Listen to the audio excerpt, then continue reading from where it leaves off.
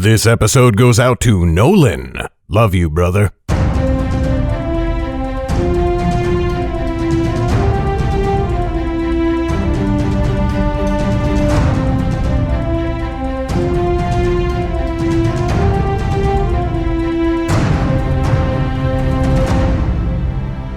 Hi there, Garrett Robinson here. Welcome to the 12th episode of the Nightblade Epic Podcast Season 3. Hey listener, welcome to November. This is your last reminder that if the Underrealm books are part of your holiday plans as a gift for you or for someone else, you should order yours today. This year has played havoc on shipping times in the US and around the world, and it's getting harder and harder to keep books in stock. Bottom line, once I run out of the books I have on hand, I'm not getting any more until next year. So today's the perfect time to go to underrealm.net/books and order the Underrealm full hardcover collection. It's 10 awesome books in 4 awesome volumes for one awesome price. Or you could get some books from the Nightblade Epic, the series you're listening to in this show, or any of the incredible Underrealm books on our site. Check them all out at underrealm.net/books. Okay, now it's time for today's episode. Today, you're getting chapters 17 and 18 of Darkfire. When we left off, Jordell had finally told Lauren and her friends about how Zane used to be a hero and might still be worthy of redemption. Enjoy!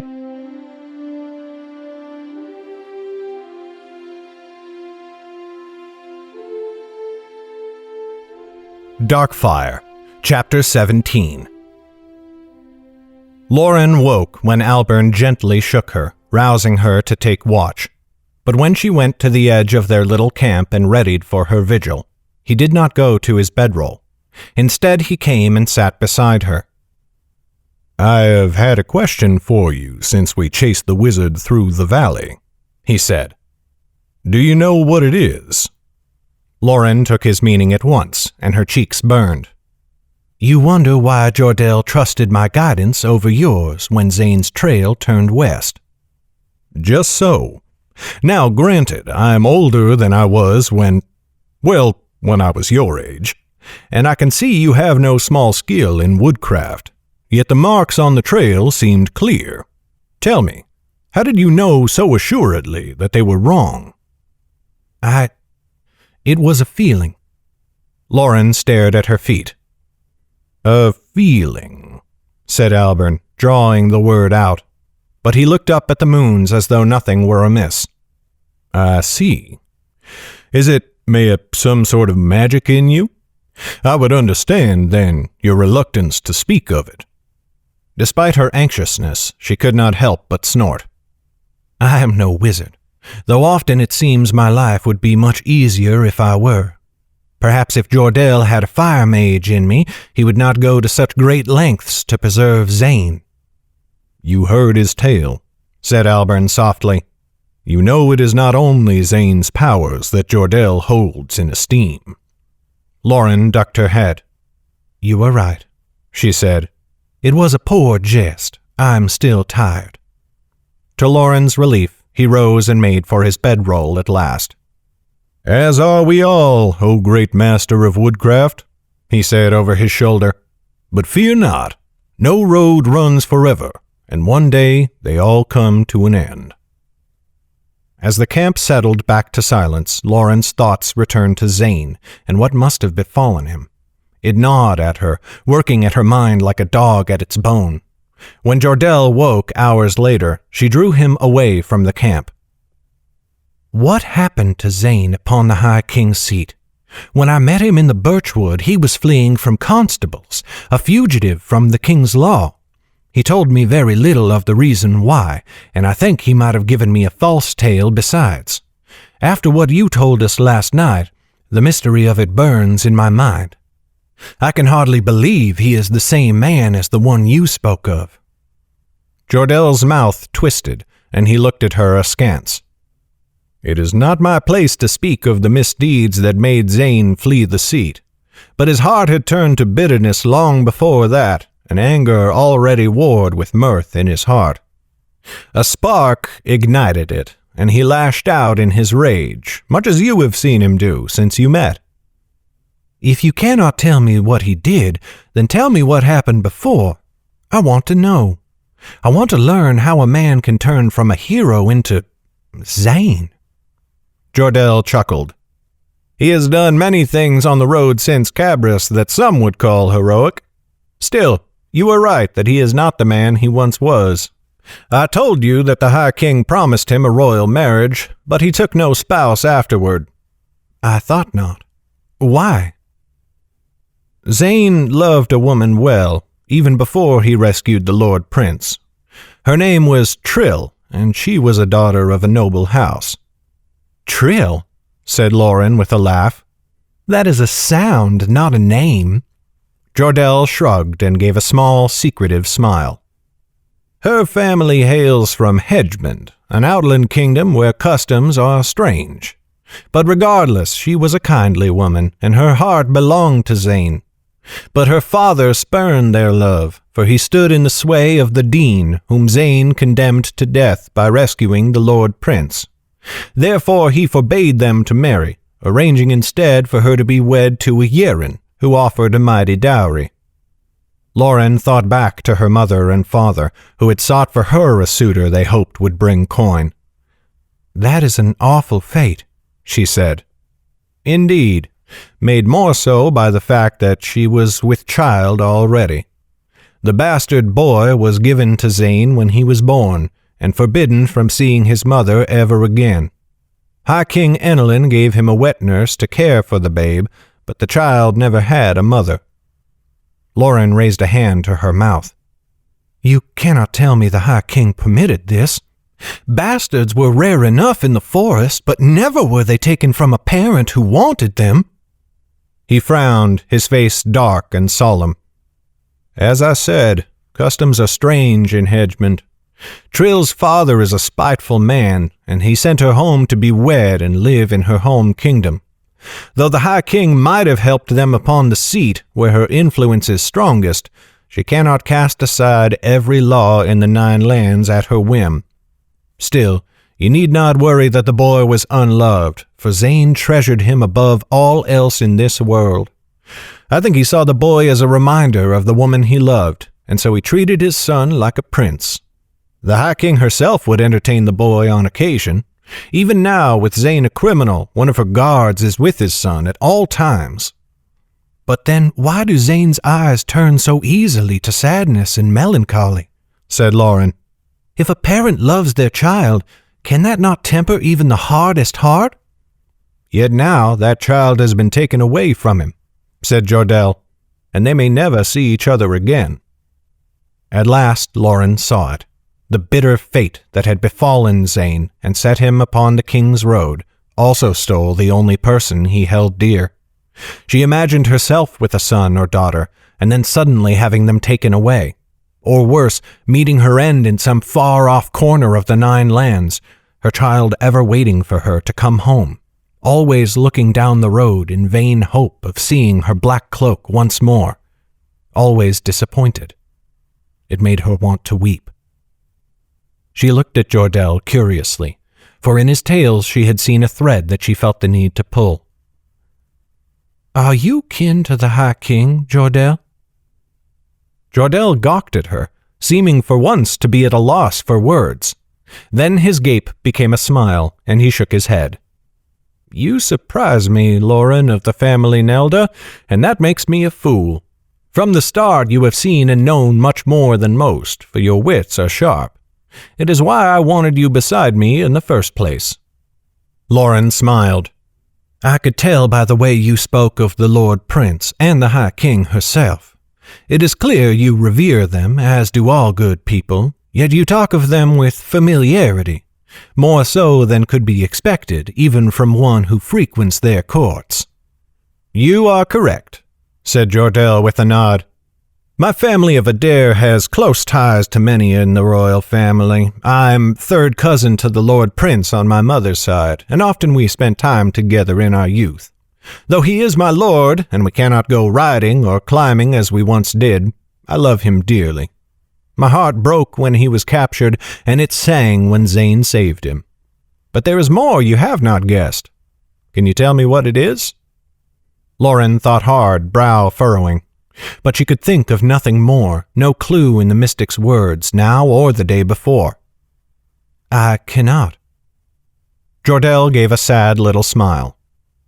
You do not think it is only the Lord Prince's rescue that endears Zane to me, do you? I did not tell you the family name of Trill, the woman he loved. Did you not wonder? She understood in a flash, and her eyes widened. She is a daughter of Adair? My sister, said Jordell sadly, and his son my nephew by blood. But this cannot be. You told me you only knew of Zane, and Zane told me much the same thing about you when first he learned that you pursued him upon the King's Road. And neither of us lied, said Jordell. Already I was a mystic when Zane courted my sister, long before their son was born. When I met Zane after he rescued the Lord Prince, he did not even know me for Trill's brother. In our order we cast off all ties to clan and kingdom. We are ruled only by the masters of our order and the High King, and it is not encouraged that we see our kin very often. Yet you traipse across the 9 lands to rescue your sister's beloved. How do your masters feel about that, I wonder?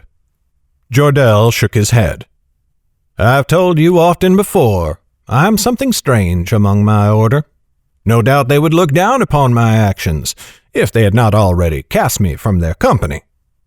He turned then, heading for the camp, but Lauren put a hand on his shoulder to stop him. I think your actions are honorable, Jordell of the family Adair.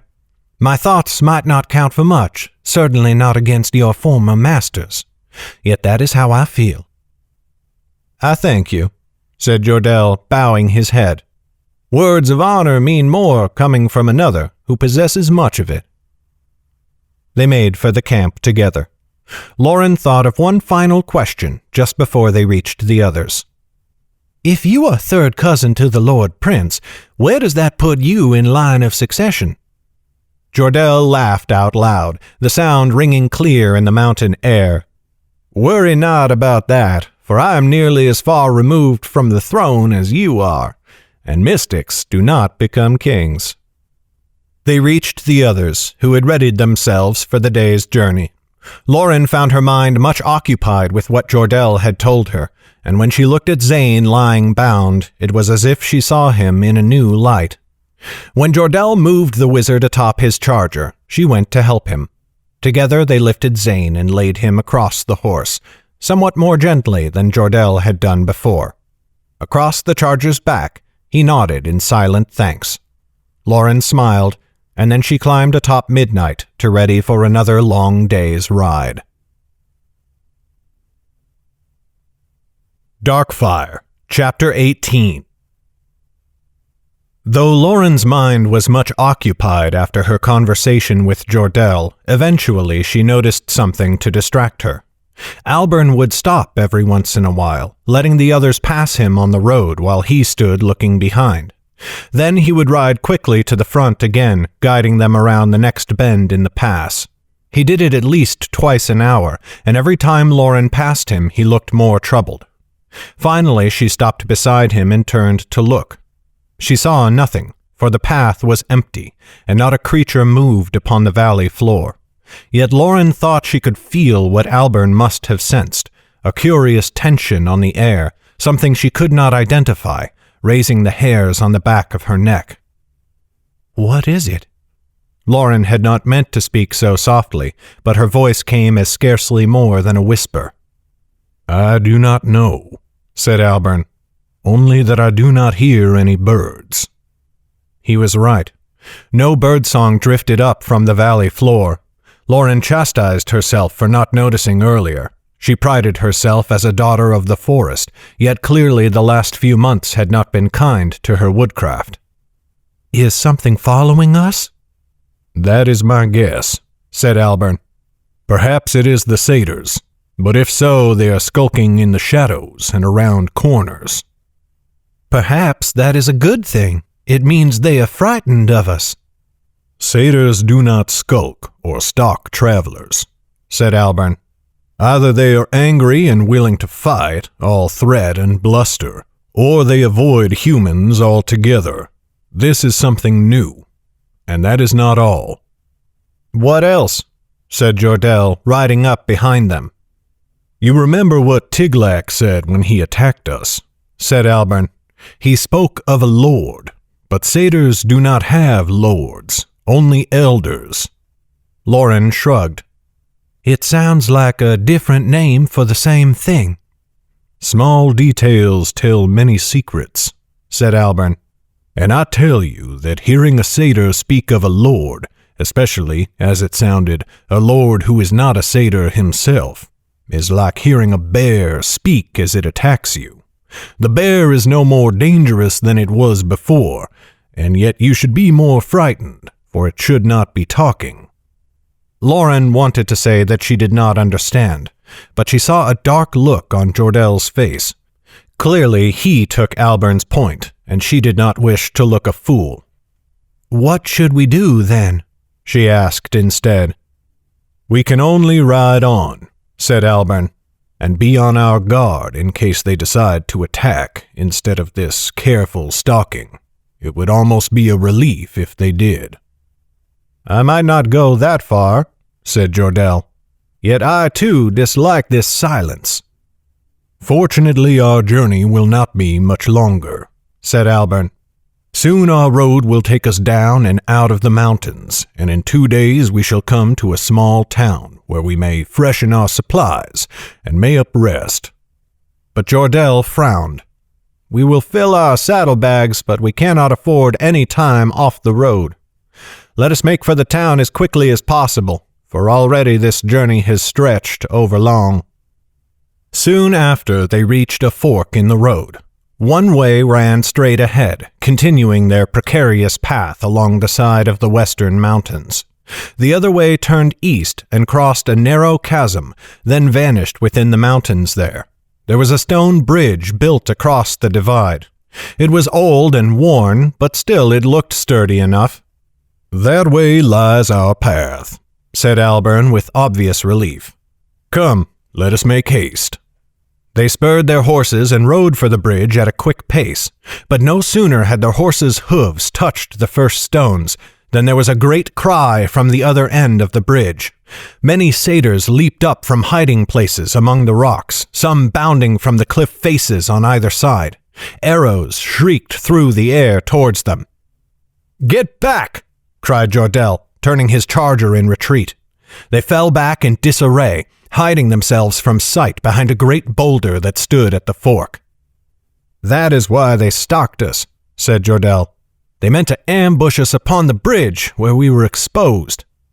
"If that was their intent, they made a poor job of it," said Albern, frowning.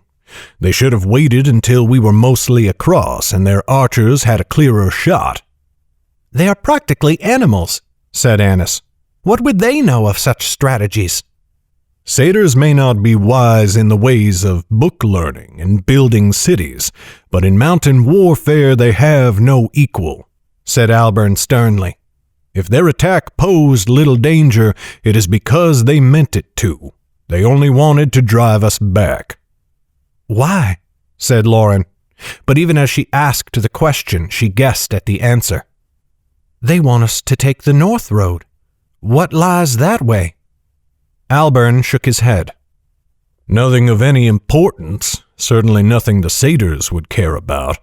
There is only an old fortress, abandoned for hundreds of years.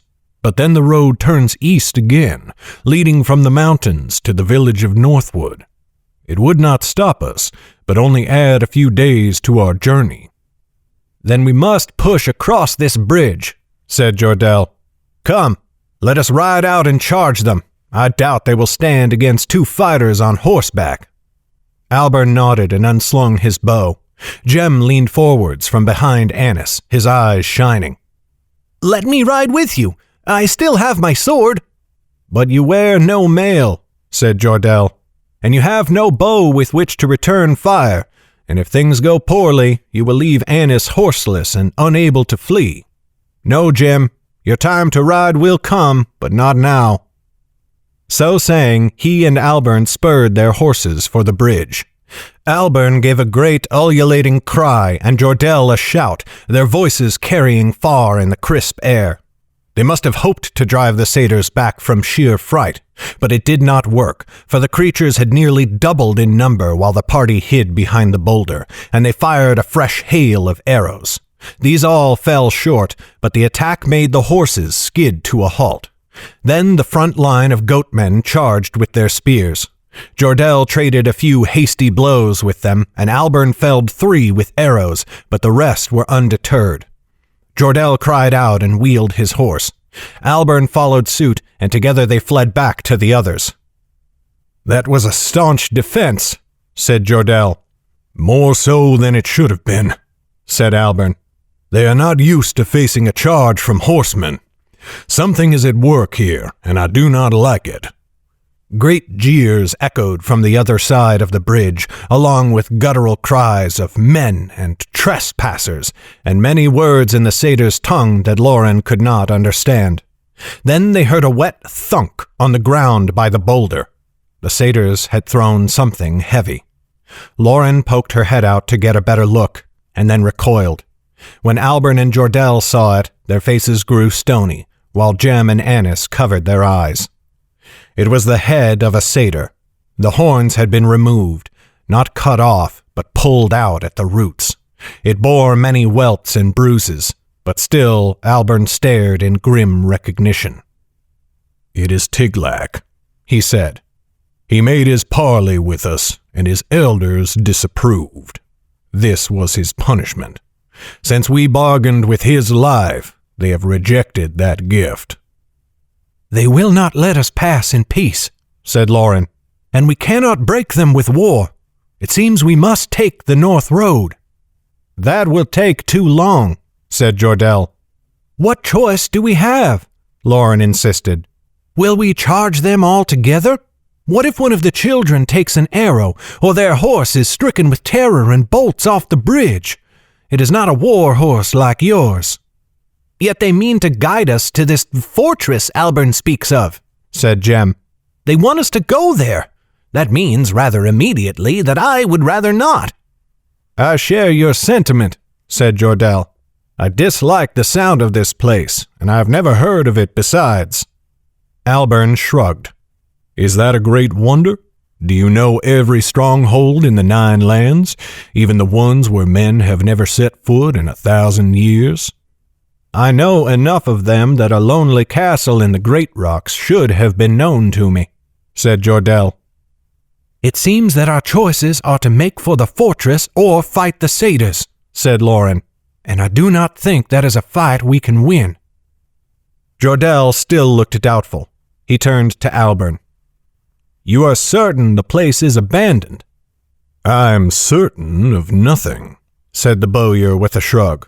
"I have not seen it in 10 years. Yet if it had been occupied, I would likely have heard. The movements of Selvin's armies are rarely unknown to me." "Very well," said Jordell. "We shall take the western fork. I will ride in the rear with Lauren to ensure the satyrs do not surprise us upon the road." They turned their horses and moved on.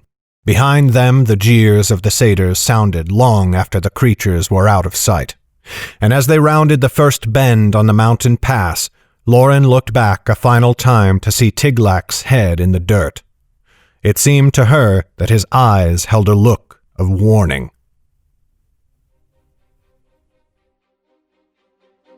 This has been a production of Legacy Books, written and narrated by Garrett Robinson. The music in this podcast was created by Will Musser. Check out his incredible work at willmusser.com. That's WILLMUSSER.com. Today's letter is M. Thank you for listening. Bye-bye.